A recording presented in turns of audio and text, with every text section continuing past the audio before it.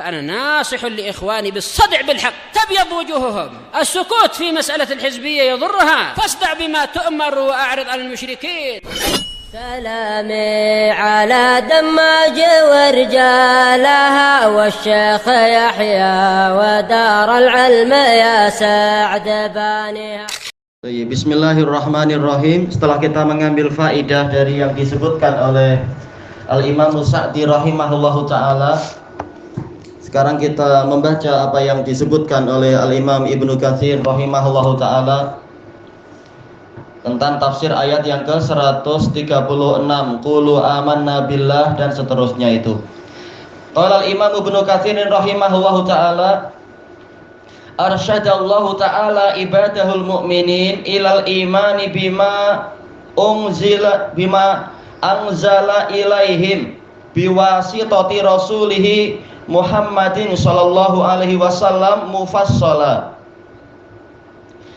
Allah Ta'ala membimbing para hambanya yang mukminin untuk beriman kepada apa yang Dia turunkan kepada mereka dengan perantaraan Rasulnya Muhammad sallallahu alaihi wasallam secara terperinci. Wa ma anzala alal anbiya'il mutaqaddimina mujmala,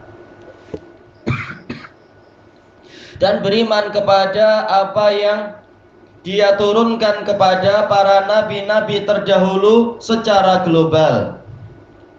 Wa nassa ala a'yanin minar rusul, Allah menetapkan beberapa tokoh dari para rasul.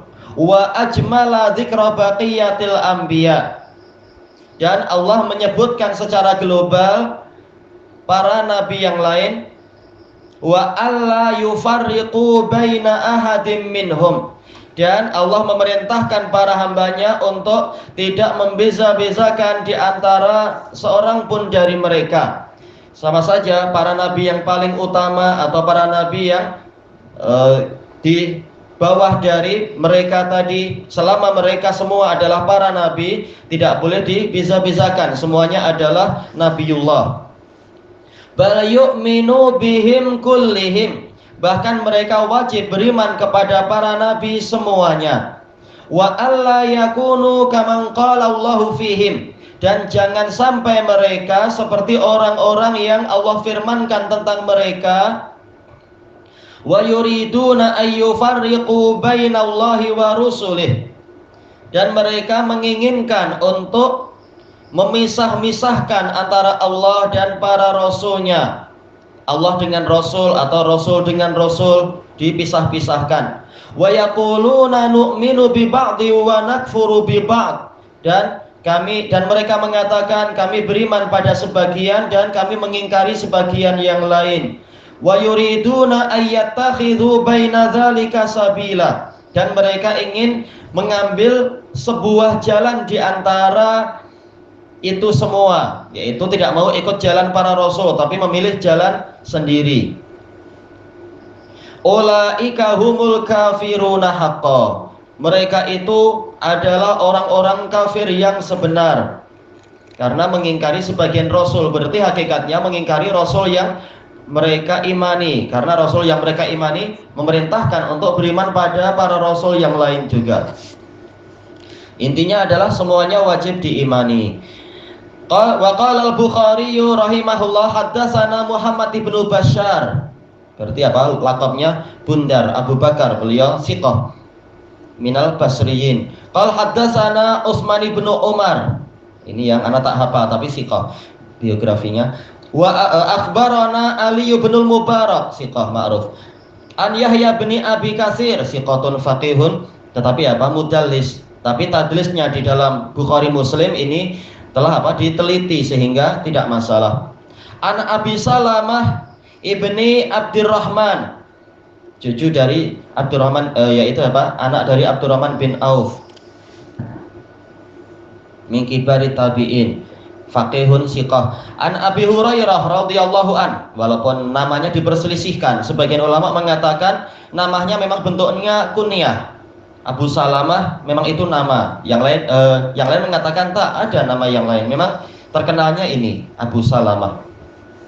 Qal kana ahlul kitab yaqra'una Taurata bil Ibraniyah.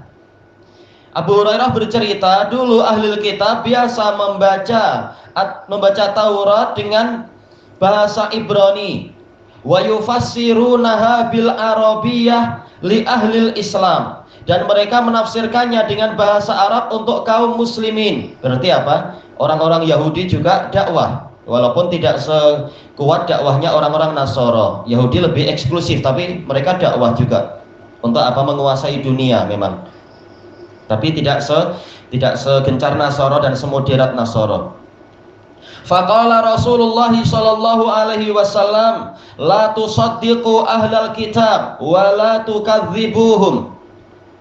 Maka Rasulullah SAW bersabda, jangan kalian membenarkan ahli kitab dan jangan kalian mendustakan mereka, yaitu berita-berita yang sifatnya adalah tidak bertentangan dengan Quran, tapi juga tidak terang-terangan menyelisihi Quran. Adapun kalau yang terang-terangan menyelisihi Quran atau bertentangan memang wajib untuk ditentang. Kalau yang terang-terangan dibenarkan Quran wajib diimani, tapi yang tengah-tengah itu, yang pertengahan yang tidak disebutkan dalilnya dalam Quran tapi juga bukan mustahil untuk benar, maka jangan dibenarkan, jangan didustakan. Karena boleh jadi walaupun masuk akal, ternyata itu berita yang tidak pernah terjadi di zaman dulu, cerita yang omong kosong saja. Tapi juga jangan didustakan, karena boleh jadi ternyata itu adalah benar, tapi mereka tak punya sanad, maka jangan dibenarkan, jangan didustakan. Wa qulu amanna billahi wa ma unzila ilaina, dan ucapkanlah oleh kalian wahai ahlul Islam, kami beriman kepada Allah dan beriman kepada apa yang diturunkan kepada kami. Wa qad rawa Muslimun wa Abu Dawud wa Nasa'i min hadisi Utsman bin Hakim. Baik. Muslim, Abu Dawud dan Nasa'i meriwayatkan dari hadis Utsman bin Hakim an Sa'id bin Yasar an Ibni Abbas radhiyallahu anhuma qala kana Rasulullah sallallahu alaihi wasallam aktsara ma yusalli rak'atain allataini qabla al-fajr. Dulu Rasulullah sallallahu alaihi wasallam memperbanyak di dalam sholat 2 rakaat sebelum fajar itu membaca amanna billahi wa ma unzila ilaina al-ayah, yaitu apa? Kembali ke ayat Al-Baqarah 136 itu. Wal ukhra, dan yang lain yang beliau baca amanna billahi washhadu bi anna muslimun. Disebutkan dalam catatan kaki, iya ini memang diriwayatkan oleh Imam Muslim dalam Sahih beliau, Abu Dawud dan Nasa'i. Baik. Ini adalah apa? Variasi. Boleh kita memakai yang qul ya ayyuhal kafirun dan qul huwallahu ahad. Boleh juga memakai yang ini pada rakaat pertama membaca ayat ini, rakaat yang kedua membaca ayat yang itu. Yang pertama di dalam surat Al-Baqarah, yang kedua di dalam surat Ali Imran. Baik. Kemudian waqala Abul Aliyah wa Rabi' wa Qatadah, dari kalangan para tabi'in, tentang makna al-asbat. Al-asbat Banu Ya'qub isna asyara rajulan. Asbat itu adalah anak-anak Ya'qub, jumlahnya ada 12. Cuma bukan maksudnya adalah semua anak Yakub itu nabi, tetapi apa? Asbat ini adalah nabi-nabi Bani Israel dari keturunan mereka. Tidak wajib merekalah yang jadi nabi, tapi dari keturunan mereka. Kemudian apa? Wallada kullu rajulin minhum ummatan minan nas. Setiap orang, setiap lelaki dari 12 anak Nabi Yakub itu, Nabi Israel, melahirkan satu umat dari umat manusia. Jadi apa? Golongan yang besar, masing-masing menjadi kabilah yang besar kalau dalam istilah Arab. Fa summul asbat, lalu mereka dinamai dengan asbat. Asal dari sibut itu adalah cucu. Wa qala al-Khalil bin Ahmad al-Farahidi, guru dari Sibawai, wal ghairuh, dan yang lain-lain, al asbat fi Bani Israel kal qabaili fi Bani Ismail. Al-asbat pada Bani Israel seperti kabilah-kabilah dalam Bani Ismail. Istilahnya kabilah. Jadi sibt itu artinya cucu, maksudnya adalah kabilah yang besar. Cucu-cucu dari Israel. Dari apa? Nabi Yakub. Ada 12 semuanya. 12 kabilah, 12 sibt. Wa qala Zamakhsyari fil Kasyaf, dan dia adalah apa? Mu'tazili dhol.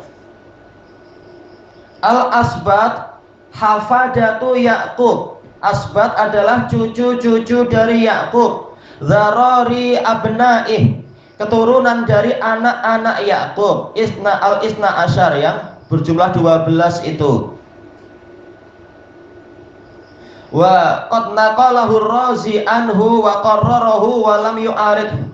Ini dinukilkan oleh Ar-Razi kalam Zamakhsyari ini, dan dia menetapkannya dan tidak menentangnya. Ia secara bahasa ma'ruf. Sama saja kita nukil dari Zamakhsyari atau tidak, dalam artian apa? Tak perlu nukil dari Zamakhsyari pun tidak rugi, karena ma'ruf di dalam kitab-kitab lughah asbat itu artinya cucu, ma'ruf sibt. Wa qala al-Bukhari al-asbat qabailu Bani Israel. Al-Bukhari mengatakan asbat itu kabilah-kabilah fi Bani Israel, pada Bani Israel. Wa hadza yaqtadi anna al-murada bil asbati hahuna Bani Israel. Dan ini menuntut bahwasanya yang dimaksudkan dengan asbat di sini adalah keturunan Israel. Tidak wajib langsung anaknya 11 itu jadi nabi semua, tapi dari keturunan mereka. Wa ma anzalallahu minal wahyi 'alal anbiya'il mawjudina minhum, dan apa yang Allah turunkan berupa wahyu kepada para nabi yang ada dari kalangan mereka, dari keturunan-keturunan mereka. Kama qala Musa, sebagaimana perkataan Musa, udhkuru nikmatallahi 'alaikum id ja'ala fikum anbiya'a wa ja'alakum muluka. Ingatlah kenikmatan Allah kepada kalian ketika tatkala dia menjadikan di tengah-tengah kalian itu ada para nabi, di kalangan kalian ada para nabi, dan dia menjadikan kalian itu raja-raja. Walaupun apa, memang agak muskil, dan ini insya Allah akan dibahas kalau umur kita panjang, dibahas dalam Al-Ma'idah. Kenapa? Karena antara Nabi Musa dengan Nabi Israel, yaitu Nabi siapa itu? Nabi Yakub, ini menurut Israiliyat itu 400 tahun.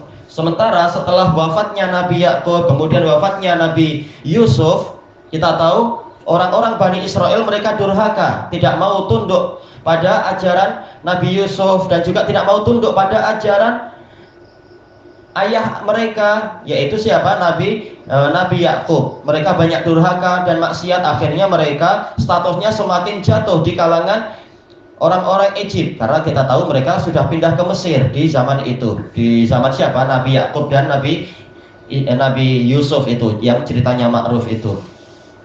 Sehingga sampai akhirnya mereka bukan lagi warga kelas 2, bahkan entah kelas berapa itu, menjadi hamba sahaya.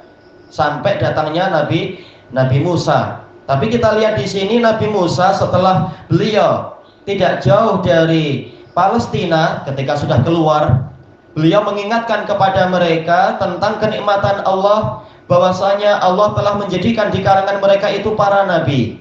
Jadi apa? Boleh jadi di dalam rentang waktu yang tidaklah terlalu panjang itu, kalau memang betul 400 tahun, intinya di masa-masa penjajahan itu, mereka dijajah di Mesir itu, ada para nabi yang terus membimbing mereka, walaupun mereka tengah mengalami masa yang susah itu, di bawah kekuasaan Fir'aun yang sangat jahat.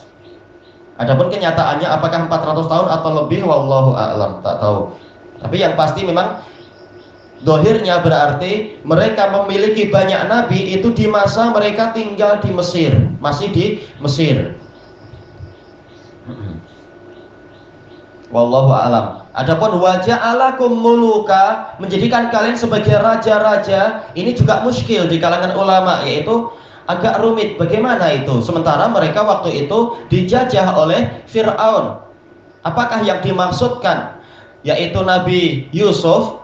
Karena yang ma'ruf Nabi Yusuf di Mesir bukan jadi Fir'aun. Fir'aun itu dari bangsa Egypt. Tapi Nabi Yusuf panggilannya adalah Aziz, yaitu apa? Sebagai menteri. Lalu bagaimana dikatakan di rentang waktu itu mereka menjadi raja-raja? Ini muskil. Tetapi yang dipilih oleh jumhur para mufassirin salaf, dan diantaranya adalah Abdullah ibnu Amr ibnu al-As radhiyallahu anhuma dengan beberapa dalil, maksudnya adalah apa? Yaitu mereka memiliki anak, istri, dan para pembantu dan hamba sahaya. Tapi bila itu terjadi, bukankah mereka dijajah oleh Fir'aun? Berarti boleh jadi ada selang waktu antara masa mereka mendapatkan kenikmatan yang banyak, kesenangan hidup di masa Nabi Yusuf, sampai datangnya Farao Ramses II yang ma'ruf sebagai Fir'aun yang jahat itu. Boleh jadi ada rentang waktu, bukan kemudian ketika Yusuf dan Yakub meninggal langsung mereka banyak durhaka. Boleh jadi mereka masih baik, masih memelihara tradisi agama Islam di kalangan mereka, sampai kemudian muncul beberapa generasi yang berikutnya dan berikutnya semakin berkurang.